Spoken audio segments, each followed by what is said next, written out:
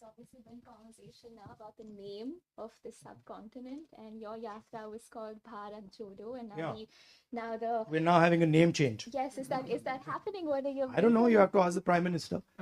I mean, Do you want to change? Do you want to change the you know, these are. Bharat Jodo? So is I am perfectly happy with the names that we have in our constitution.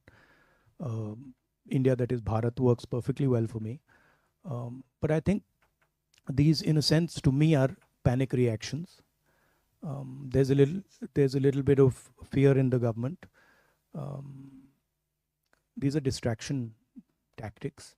We, of course, came out with the name India for our coalition, and it's a fantastic idea because it represents exactly who we are. We consider ourselves to be the voice of India, and so the the word works very well.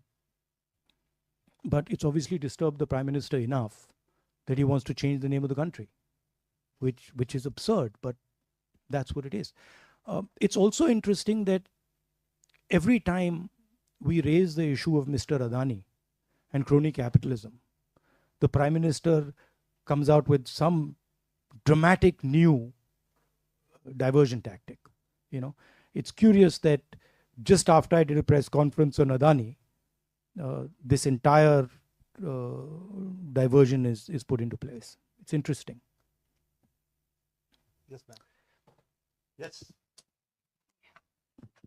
EU journalist for Radio Novo Time. Again, thank you. In view of the COP28, the climate conference in Dubai, what are your expectations? And do you think that India is going to be the major spokesperson for the Global South? Thank you. Well, I don't know. I mean,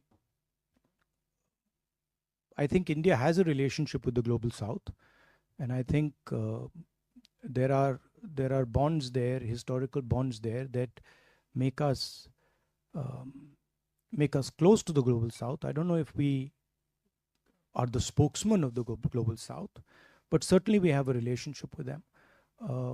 On the environment, of course, we are, as a planet, going through these large transitions, energy transition in the way we move, and I think environment is a central issue for India.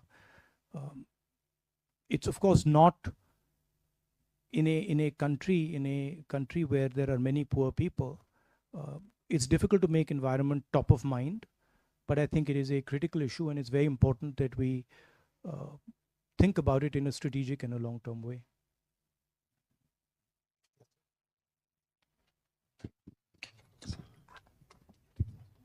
Thanks.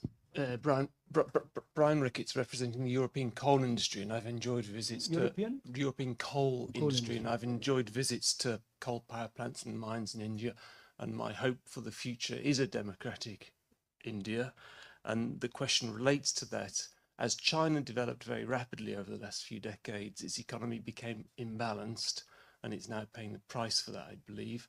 How would you ensure that India's economy doesn't become imbalanced? So how to balance the powers of a market-based economy versus central planning? I think one of the lessons that I learned in my walk was that there is an inherent and profound wisdom in the people of my country, right? Regardless of which part of society they're in. For example, we're discussing environment. The type of conversations I had with tribal people about the environment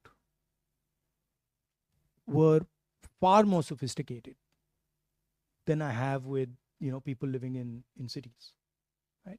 So there is an inherent wisdom in the people of India, and I'm sure in the people of Europe and people of Belgium. And I think it's critical for us that in decision making, we listen to the voice and the intelligence of the people. And that's where we have a fundamental difference with the BJP.